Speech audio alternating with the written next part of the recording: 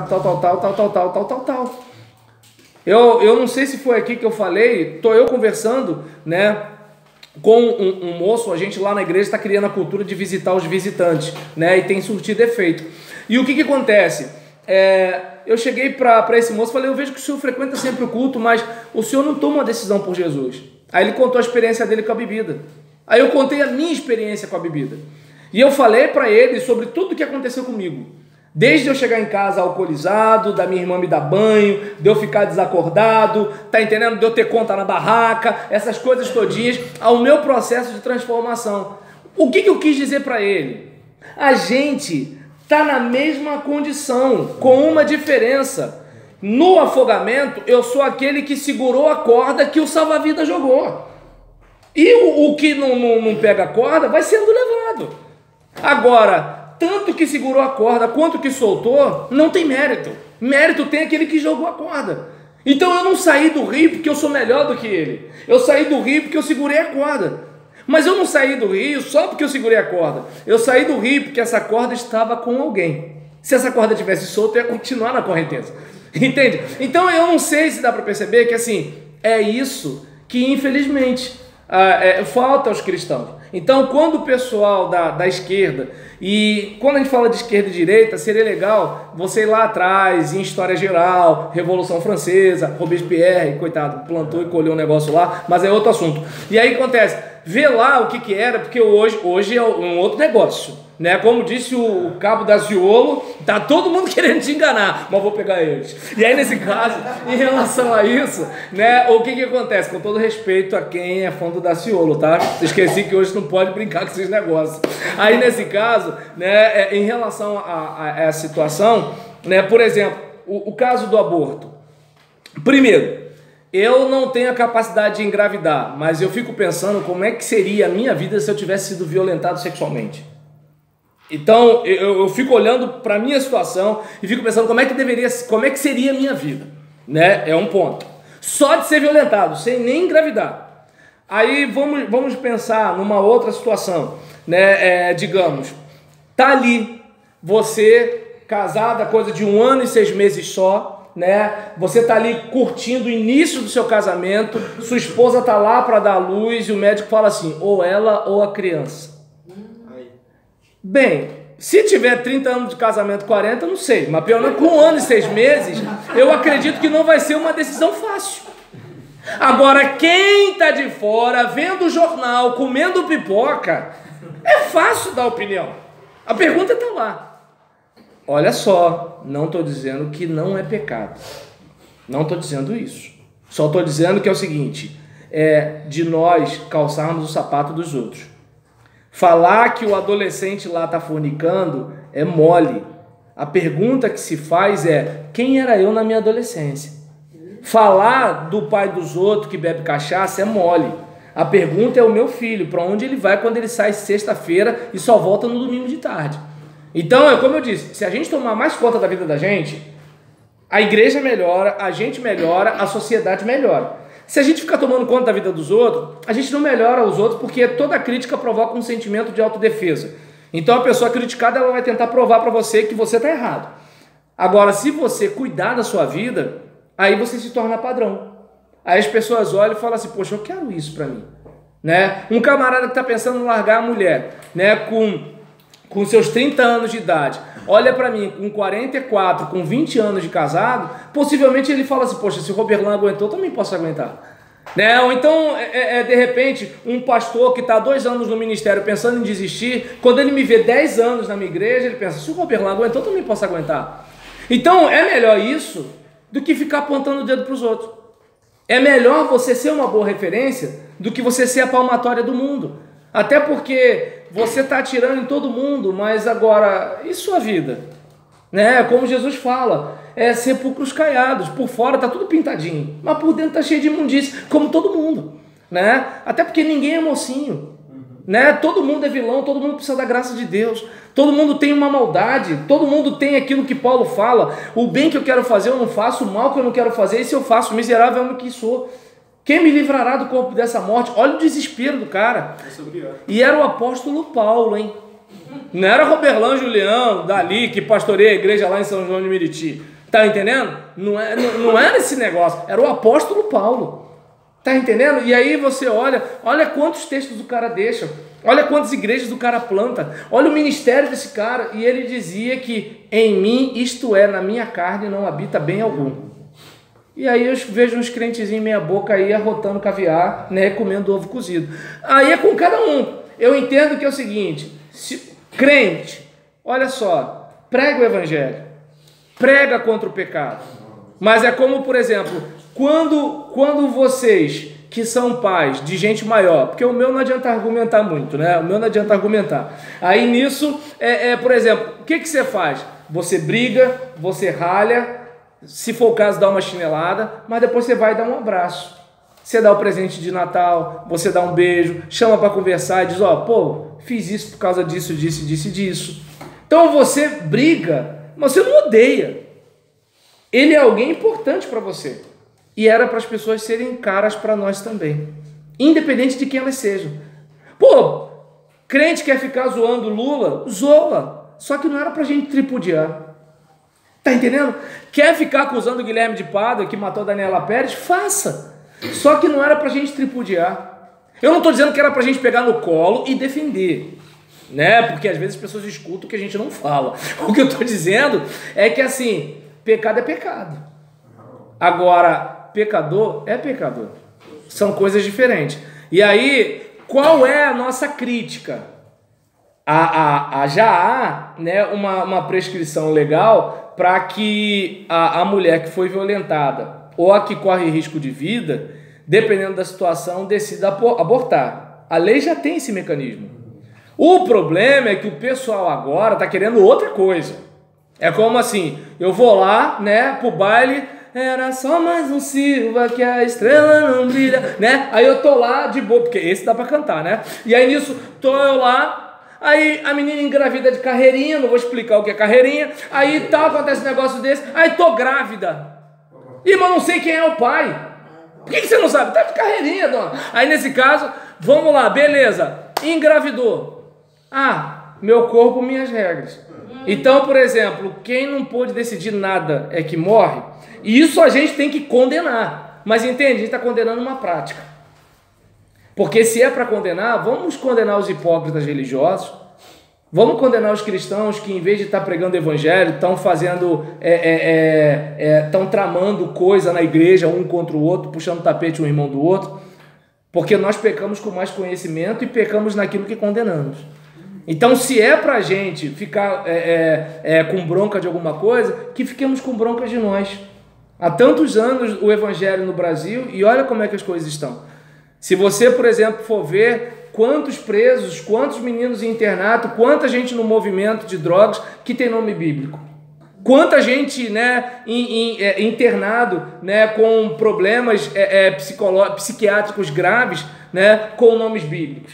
Quanto adoecimento emocional no meio religioso. Então, se é para a gente ficar com bronca, que a gente faça como Neemias. Senhor, perdoa-nos. Perdoa-nos.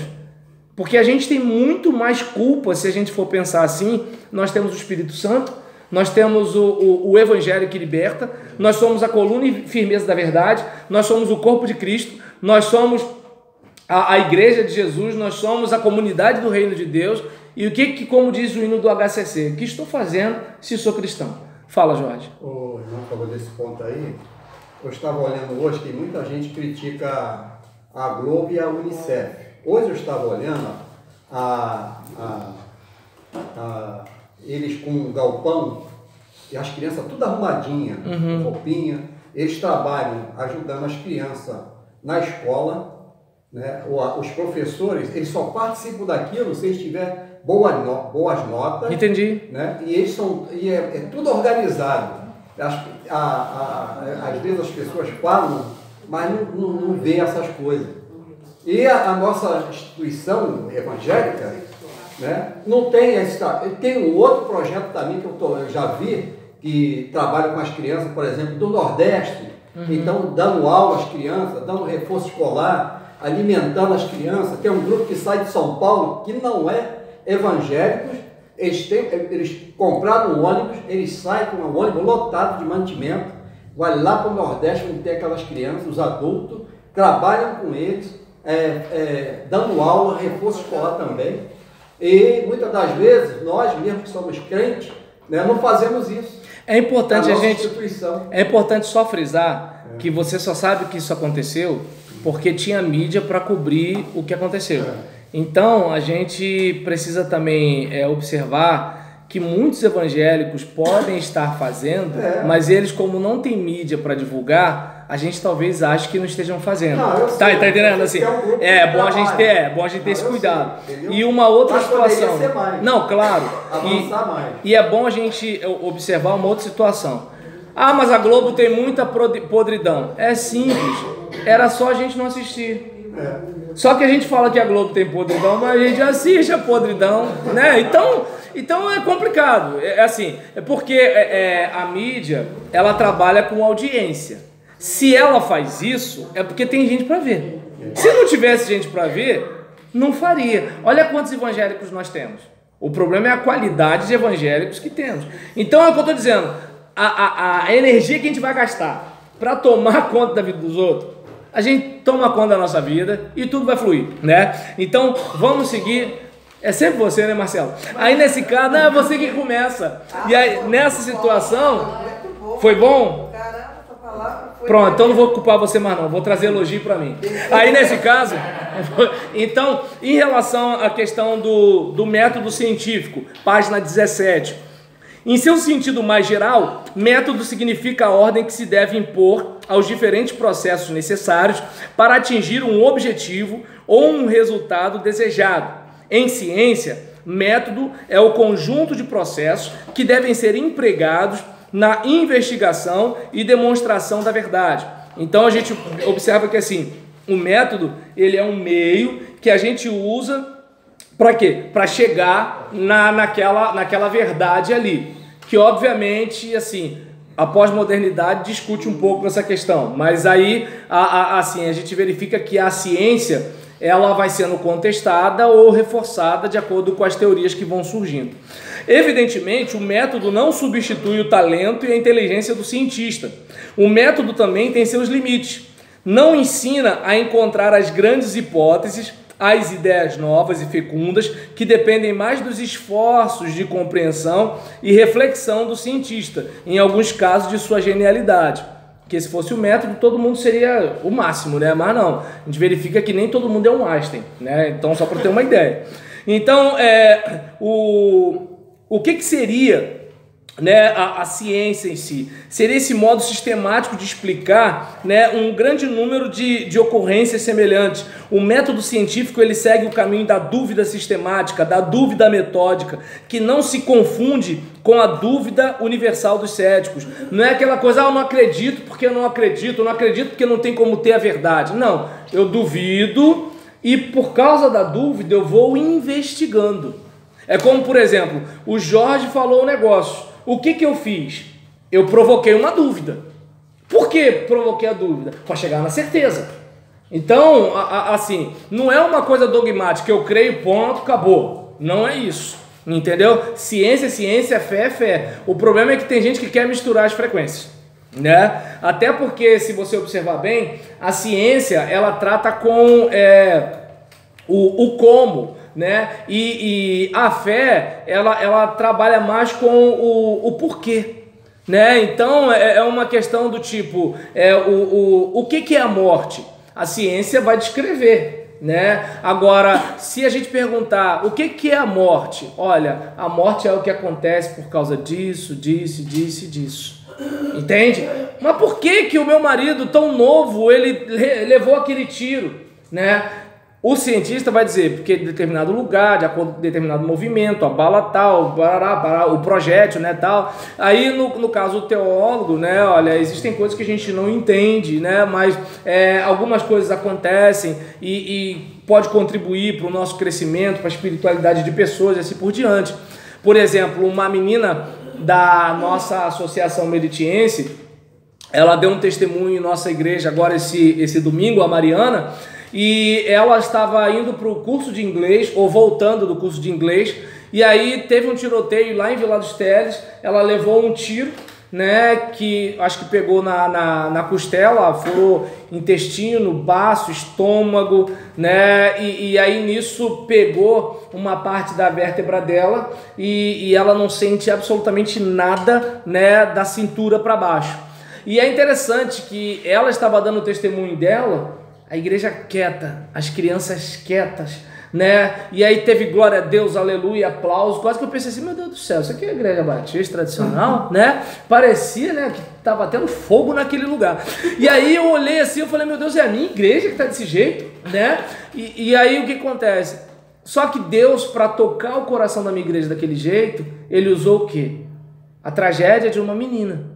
Então existem coisas que a ciência não explica. Tá dando para entender? Então, por exemplo, a fé, ela não é ciência e ela não está aqui para ocupar o lugar da ciência. Ela é um modo que a gente tem para lidar com a experiência da vida. A ciência é um outro modo que a gente tem para lidar com a experiência da vida, né? E aí a gente observa, né, que assim a ideia, né, por exemplo, do cientista é o quê? Esse cientista, ele vai estar sempre em busca, né, da evidência, e para ter essa evidência, ele vai questionando e vai interrogando a realidade, né? E aí, quais são as etapas do método científico? Essas etapas ou processos tem o seguinte caminho: a observação, opa, algo está acontecendo, né? A hipótese, eu deduzo que é por causa disso, disso e disso. Ou de repente algo está acontecendo, eu deduzo que isso e isso é a solução para resolver esse problema, seja lá o que for. E aí vamos para a experimentação. Aí faz uma pesquisa, faz isso, um experimento, parará, tal. A partir disso daí a gente induz.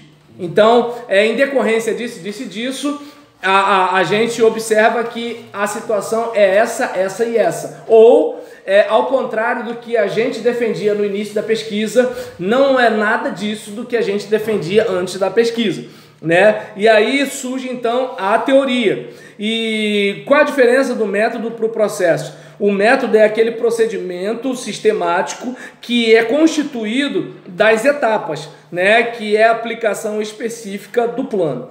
E aí um outro texto, né, que foi sugerido para a gente era falar sobre o princípio do prazer e o princípio da realidade e de Freud. E eu vou pegar só um resumozinho, né, de algo que eu tinha preparado, um texto meu para uma apresentação, uma defesa de monografia, em que eu defendo quando eu falo sobre a educação da criança para a formação cidadã, eu defendo que essa educação ela precisa respeitar o desenvolvimento infantil, e aí eu recorro a Jean Piaget. Ela deve recorrer aos princípios bíblicos, e aí eu me refiro aos textos de Provérbios, de Efésios e de Hebreus, que tratam sobre disciplina, né, exatamente sobre disciplina, e faço uma adequação ao século XXI e seus desdobramentos. E diante dessa situação, eu defendo, né, que a gente pode, como ser hermenêutico, interpretar a vara como alguma coisa desagradável, como consequência da coisa errada que foi feita. E a partir daí, eu faço uma aplicação daquela interpretação bíblica num contexto em que fazer como Salomão, né, se constitui em violência doméstica, e eu poderia até perder a guarda do meu filho, o que não seria a proposta, né, para um pai cristão. Até porque, para quem já trabalhou no abrigo, entre o pai tomar a chinelada de um filho e apanhar de um outro menor de 16, 17 anos no abrigo, era melhor ter tomado a chinelada do pai. Mas a lei é fria, né? E às vezes esse pai vai perder a guarda do filho, que vai para um lugar onde sabe lá Deus o que vai acontecer com ele. Eu acho que é muito pior do que a coça do pai.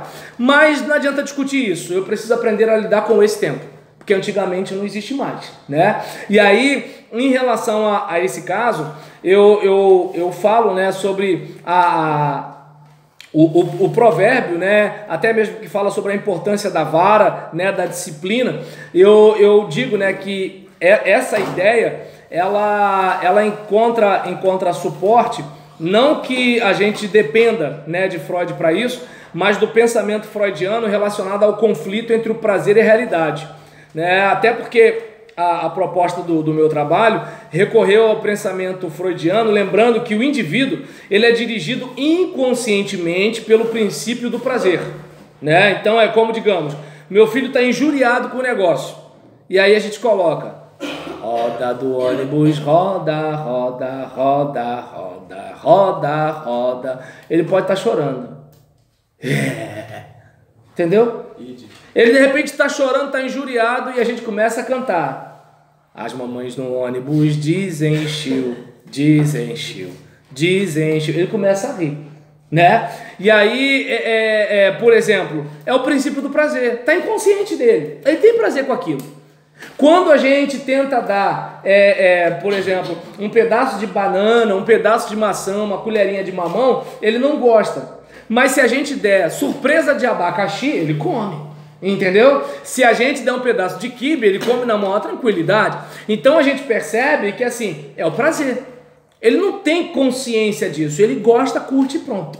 Só que ele vive em sociedade, em que às vezes ele quer ficar acordado e a gente está lutando para ele dormir, né? Então a gente quer jogar lixo no chão na hora que está dirigindo, mas aqui tem guarda, então a gente não joga. Né? Então a gente quer guiar a moto de chinelo, mas aqui o guarda multa, não é igual lá onde eu moro. Então aqui eu ando de tênis. Então eu não sei se dá para perceber que é o seguinte: a gente está sempre tendo esse conflito do princípio do prazer com o princípio da realidade. E aí, lembra da coerção social, né? Então a gente tem a realidade, a gente quer curtir, mas não pode. Poxa, eu quero ir para o fórum de roupa de banho, tá calor, mas não pode, né? Então tem situações. Por exemplo, hoje tudo bem que o pessoal pode até botar o dedo na cara do pai e da mãe. Na minha adolescência, se fizesse isso, quebrava o dedo, né? Eu lembro que eu fui gritar, eu tava com 22 anos, fui gritar com a minha mãe, ela pegou um cabo de vassoura, tacou nas minhas costas: vai gritar com as tuas negas. E falou com concordância errada mesmo: tuas negas, entendeu? Vai gritar com as tuas negas. E aí nesse caso, o que acontece? Hoje, um garoto de 14 anos está ficando bater na mãe, né? Enquanto eu, com mais de 20, tomei um cabo de vassoura nas costas e fiquei quieto. Então, assim, nesse tempo, o princípio da realidade, qual era o prazer? Vou botar para quebrar. O princípio da realidade: bota a viola no saco. Entendeu? Hoje, entende qual é a situação? Eu, por exemplo, tô na oficina mecânica, e aí veio uma viatura, dois rapazes na rua, né? Estavam mormaço, um tava sem camisa e o outro tava de camisa, jaqueta e boné. Aí nisso a viatura viu, parou, mão pro alto. Aí o rapaz não levantou a mão pro alto. Mão pro alto! Todo mundo olhou, né? Aí levantou. Então, não sei se dá pra perceber que assim, o princípio do prazer: quero viver do jeito que eu quero. O da realidade: a realidade se impõe e a gente tem que dar uma recuada e andar bonitinho. Eu quero comprar tudo que eu quero, aí vem o Serasa, vem o SPC, entendeu? Eu quero comer tudo, aí vem diabetes, vem amputação. Então, tá dando para entender? Eu não quero beber água, aí vem infecção urinária. Então a gente está sempre vivendo numa situação de prazer e realidade, né? Eu quero sair por aí e transar com todo mundo, aí vem a doença sexualmente transmissível. Então não sei se dá para perceber que assim, a vida em sociedade, ela empurra a gente para andar no trilho. E aí, como diz o ditado, né? Malandro, se fosse malandro, seria honesto só de malandragem. Então, o indivíduo ele é dirigido inconscientemente pelo princípio do prazer, que é uma coisa interna, mas ele é freado pelo princípio da realidade, que é algo externo, com o qual ele se depara na vida social, na relação dos indivíduos com o grupo social, dotado de suas normas e sanções sociais. Por quê? Porque a civilização começa com a repressão, pensamento de Freud. E aí, por que isso? Isso é construído para que a civilização permaneça. E aí Freud até defende que a civilização ela começa, né, com a repressão. E aí a gente, por exemplo, observa, né, de que nesse confronto, né, de acordo com o pai da psicanálise, o que forja o eu é o confronto entre o princípio do prazer, regidos pelos conteúdos inconscientes, e o princípio da realidade, uma das forças motrizes de acordo com Freud, né, de todo o desenvolvimento humano, trazendo suas inevitáveis sensações de desprazer, o que não é algo bem visto na sociedade pós-moderna, em que tudo é líquido, de acordo com o sociólogo Zygmunt Bauman, né, transitório, efêmero e passageiro, né, que de acordo com ele, né, ele chama essa vida de vida líquido-moderna, né, devido à sua permanente irregularidade e inconstância. Né? Então, diante dessa situação, a gente precisa estar atento, né, a essa questão do prazer e da realidade. Por exemplo, vamos lá, digamos, né, que a irmã Joaquina ela esteja recebendo uma cantada de um colega da faculdade. E aí nisso, aquele colega, ele é tudo de bom, ele é bonito, ele é inteligente, ele é perfumado, né? Ele é galanteador, ele é educado, ele é isso, ele é aquilo, tal. E ela é aquela, né, mais ou menos, né, não é castigada, mas também não é bonita, tal, não sei o quê. E o marido dela é um animal, o camarada é grosseiro, é mal educado, não toma banho, aquele negócio todinho e tudo tal. Então ela tá naquela situação terrível. De acordo com o instinto do prazer, quer saber? Eu vou sair com esse cara. Mas o da realidade, como é que eu vou olhar para minha mãe, meus pais, meus filhos, meu pastor?